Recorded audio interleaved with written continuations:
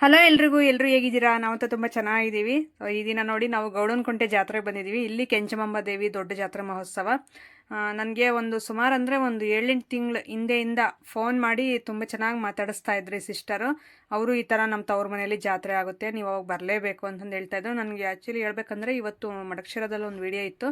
So ಹಂಗಾಗಿ ಆ ಕಡೆ ಹೋಗ್ಬೇಕಾಗಿತ್ತು. ಏನಂದರೆ ಇವರು ಅವಾಗಿಂದ ನನ್ನ ಬಿಡದೆ ಮಾತಾಡ್ತಾ ಈ ಹಬ್ಬಕ್ಕೆ ಅಂತ ವೆಯ್ಟ್ ಮಾಡ್ತಾ ಇದ್ರಲ್ಲ, ನಾನು ಹೋಗ್ತೀನಿ ಇವ್ರ ಮನೆಗೆ ಅಂತ. ಸೊ ಅದಕ್ಕೋಸ್ಕರ ಅವ್ರ ಪ್ರೀತಿಗೆ ನಾನು ಇನ್ನು ಕ್ಯಾನ್ಸಲ್ ಮಾಡ್ಕೊಳಕ್ಕಾಗಲಿಲ್ಲ. ಸರಿ ಆಯಿತು, ಈ ಕಡೆನೇ ಹೋಗೋಣ ಬಿಡು, ಅದು ಕ್ಯಾನ್ಸಲ್ ಮಾಡ್ಕೊಳ್ಳೋಣ ಅಂತ ಮಡಕ್ಷರದ ಕ್ಯಾನ್ಸಲ್ ಮಾಡ್ಕೊಂಡು ಮತ್ತೆ ನಾವಿಲ್ಲಿ ಬಂದ್ವಿ ಗೌಡನಕುಂಟೆ ಜಾತ್ರೆಗೆ.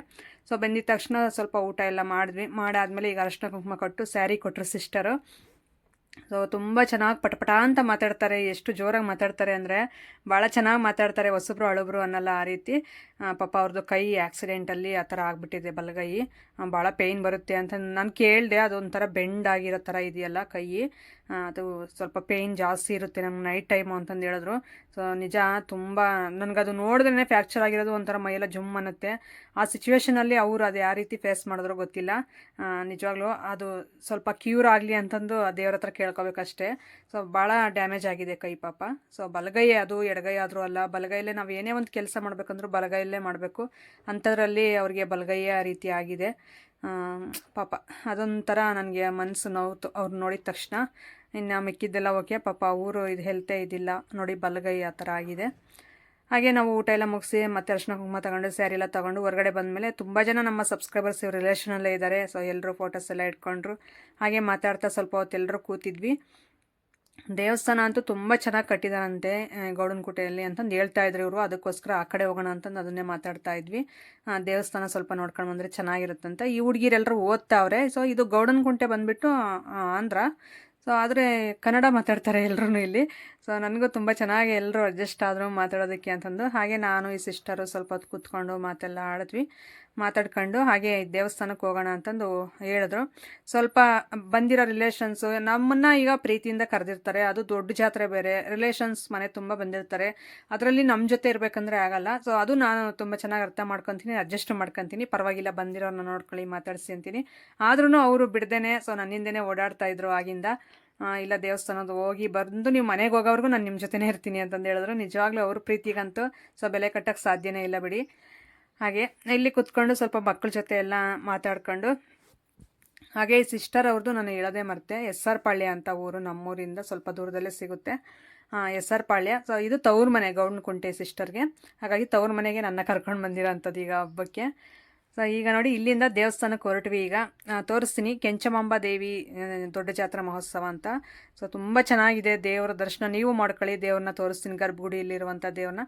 ಅಲ್ಲಿ ಎಂಟ್ರೆನ್ಸಲ್ಲಿ ಹಾಕಿದ್ರಪ್ಪ ಅದು ಕ್ಯಾಮ್ರಾ ಫೋಟೋ ಏನೂ ಅಲೋ ಇಲ್ಲ ಅಂತ. ಆದರೂ ನಾವು ತೊಗೊಳ್ಬೇಕಾದ್ರೆ ಯಾರು ಏನು ಅನ್ನಲಿಲ್ಲ. ಸೊ ಹಂಗಾಗಿ ಅದನ್ನು ಸ್ವಲ್ಪ ನಿಮಗೆ ತೋರಿಸೋಣ ಅಂತಂದೆ ನಾನು ಆ್ಯಡ್ ಮಾಡ್ಕೊಂಡೆ ಸ್ವಲ್ಪ ವೀಡಿಯೋನ.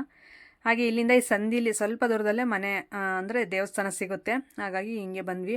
ಈ ಸ್ಯಾರಿ ಅಂತೂ ಅಪ್ಪ ಅಲ್ಲ, ಇದು ಸನ್ಲೈಟ್ಗೆ ಫುಲ್ಲು ಬ್ರೈಟಾಗಿ ಕಾಣ್ತಾ ಐತೆ ಸ್ಯಾರಿ. ಕ್ಯಾಮ್ರಾದಲ್ಲಿ ನೋಡ್ತಾ ಇರ್ಬೋದು. ಅಂದರೆ ರಿಯಲಿನೂ ತುಂಬ ಚೆನ್ನಾಗಿದೆ ಸ್ಯಾರಿ ಮಾತ್ರ. ಸೊ ಇದನ್ನು ನಾನು ತುಮಕೂರಲ್ಲಿ NS ಸಿಲ್ಕಲ್ಲಿ ತೊಗೊಂಡಿರುವಂಥದ್ದು.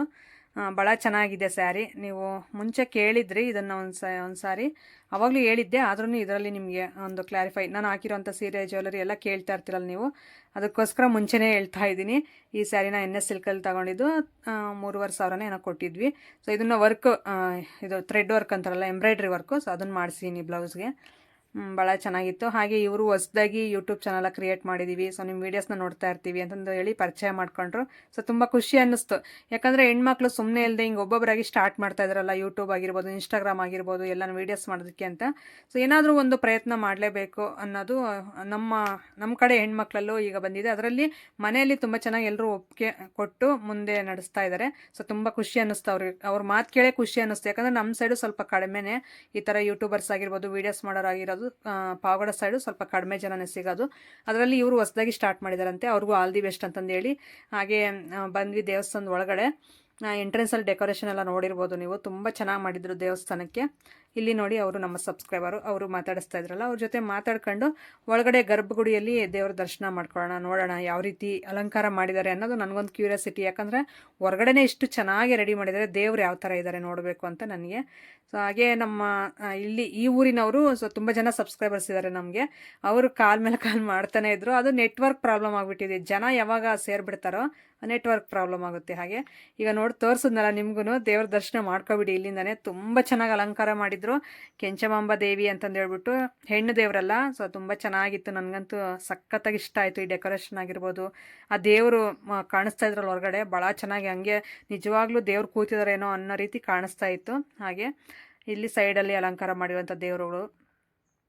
ಸೊ ನೋಡಿ ಜನ ಇನ್ನೂ ನೆನ್ನೆಯಿಂದನೇ ಫುಲ್ಲು ಜನನಂತೆ. ಅದರಲ್ಲಿ ಈಗ ನಾವು ಬಂದಿದ್ದೀವಿ, ಇವಾಗಲೂ ಜನ ಇದ್ದಾರೆ, ಸಿಕ್ಕಾಪಟ್ಟೆ ಜನ. ಇನ್ನೂ 2-3 ದಿನ ಜಾತ್ರೆ ಇರುತ್ತೆ ಇದು. ನಾವು ಬಂದುಬಿಟ್ಟು ಸೊ ಈಗ ಅಲ್ಲಿ ಹಾಕಿದ್ದಾರೆ ನೋಡಿರಿ, ಆ ಪೇಪರಲ್ಲೆಲ್ಲ ಬರೆದು ಹಾಕಿದ್ರು. ಆದ್ರೂ ಇದು ಕಲ್ಲಲ್ಲಿ ಕಡ್ದಿರೋ ಅಂಥದ್ದು ಇದೆಲ್ಲ ನೋಡಿ ಎಷ್ಟು ಚೆನ್ನಾಗಿದೆ. ಎಷ್ಟು ವರ್ಷಗಳಾದ್ರೂ ಇನ್ನು ಹಂಗೆ ಇರುತ್ತೆ, ವರ್ಷಗಳೆಲ್ಲ ತಲೆಮಾರುಗಳೇ ಕಳಿಬೇಕೇನೋ. ದೇವಸ್ಥಾನ ನೋಡಿ ಎಷ್ಟು ಚೆನ್ನಾಗಿ ಕಟ್ಟಿದ್ದಾರೆ, ಹೊಸದಾಗಲ್ಲ, ಇನ್ನೂ ಪ್ರತಿಷ್ಠಾಪನೆ ಎಲ್ಲ ಮಾಡಿದ್ದಾರೆ. ಭಾಳ ಚೆನ್ನಾಗಿತ್ತು. ಸೊ ನೀವು ಇಲ್ಲಿಂದನೇ ದೇವ್ರ ಆಶೀರ್ವಾದ ತೊಗೊಬಿಡಿ, ನಿಮಗೂ ದೇವ್ರು ಒಳ್ಳೇದು ಮಾಡಲಿ. ವೀಡಿಯೋಸ್ ನೋಡ್ತಾ ಇದ್ದೀರಲ್ಲ ಎಲ್ರಿಗೂ. ಸೊ ಇಲ್ಲಿ ಚಪ್ರ ಎಲ್ಲ ಹಾಕಿದ್ದಾರೆ. ಇಲ್ಲಿ ಪೂಜೆಗಳು, ನಾಟಕಗಳು ಅವು ಇವು ಇರುತ್ತಾವಲ್ಲ, ಸೊ ಅದನ್ನೆಲ್ಲ ಮಾಡ್ತಾ ಇರ್ತಾರೆ ಡೈಲಿ ಒಂದೊಂದಾಗಿ. ಸೊ ಬಂದು ಅಂಥವ್ರು ಎಲ್ರಿಗೂ, ಭಕ್ತಾದಿಗಳಿಗೆಲ್ಲರೂ ಈ ಕಡೆ ಚೇರ್ ಹಾಕಿ ಕೂತಿದ್ರು. ಸೊ ದೇವಸ್ಥಾನದಲ್ಲಿ ಕೂತಿರೋರೆಲ್ಲ ಕೂತಿದ್ರು.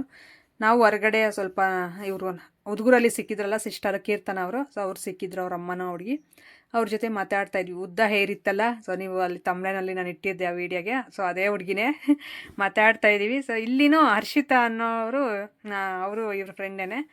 ಅದಕ್ಕೋಸ್ಕರ ಅವ್ರ ಮನೆಗೆ ಹೋಗ್ಬೇಕು ಅಂತಂದು ಈಗ ಕರೀತಾ ಇದ್ರು. ಇವ್ರು ನೋಡಿ ಕೆಂಚಮ್ನಹಳ್ಳಿ ಅಂತಂದೆ, ಅಂದರೆ ನಮ್ಮ ಲಿಂಗದಳ್ಳಿ ಹತ್ರ ಇದೆಯಲ್ಲ ಕೆಂಚಮ್ನಹಳ್ಳಿ. ಸೊ ಆ ಕೆಂಚಮ್ನಹಳ್ಳಿಯವರಂತೆ ನನ್ನ ವೀಡಿಯೋಸ್ನ ನೋಡ್ತಾ ಇರ್ತಾರೆ.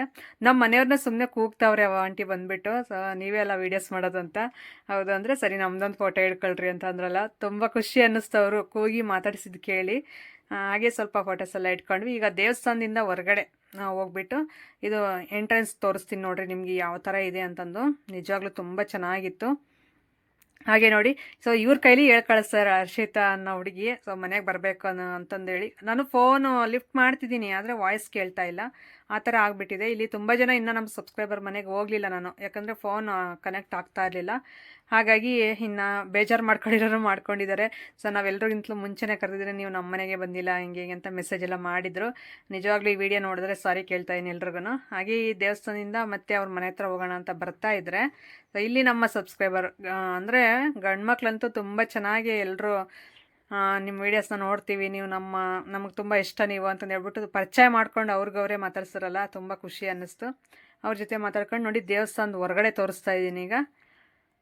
ಸೊ ಇಲ್ಲಿ ನನಗೆ ಅತ್ತೆ ಆಗಬೇಕು, ನಮ್ಮ ದೊಡ್ಡಮ್ಮ ಊರವರು ಹೂವು ಮಾರೋಕ್ಕೆ ಅಂತ ಬಂದಿದ್ರಲ್ಲ, ಅದು ಅವರು ಕರೆದುಬಿಟ್ಟು ನನಗೆ ಹೂವು ಕೊಟ್ಟರು ಮುಡ್ಕೊ ಅಂತಂದು.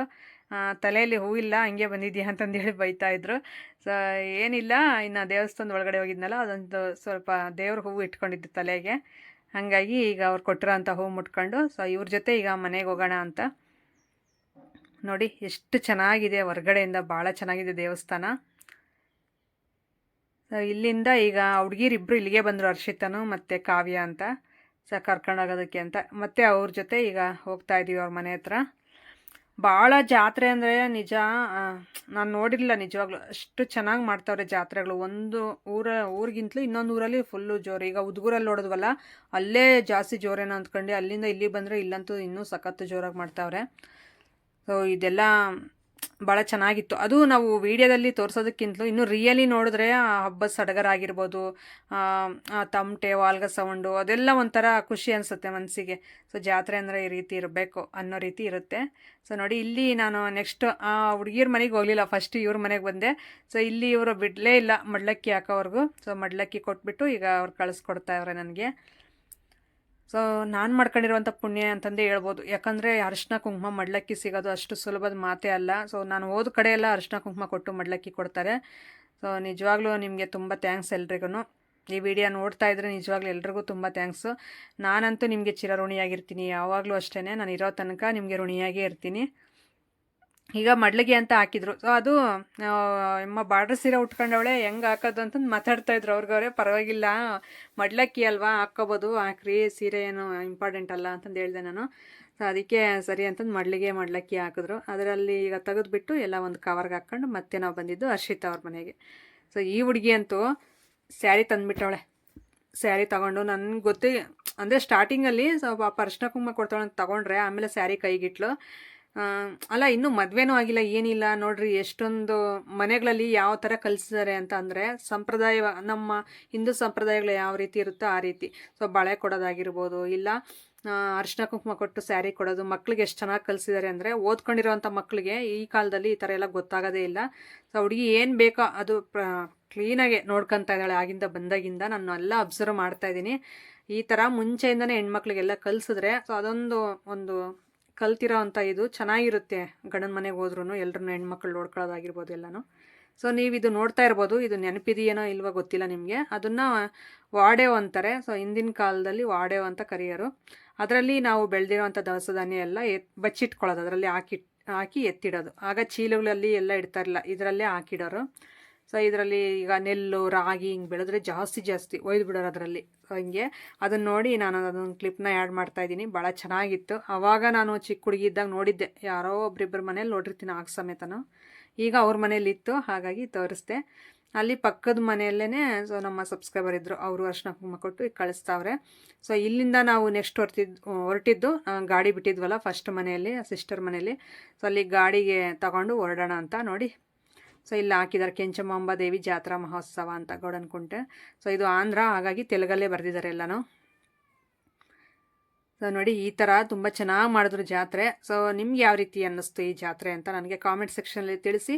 ಹಾಗೆ ಹೊಸಬ್ರು ಯಾರಾದರೂ ನೋಡ್ತಾ ಇದ್ದರೆ ಸಬ್ಸ್ಕ್ರೈಬ್ ಮಾಡ್ಕೊಳ್ಳಿ. ಸಿಗೋಣ ನಾಳೆ ಒಂದು ಒಳ್ಳೆ ವ್ಲಾಗ್ ಮುಖಾಂತರ. Thank you for watching. Bye by.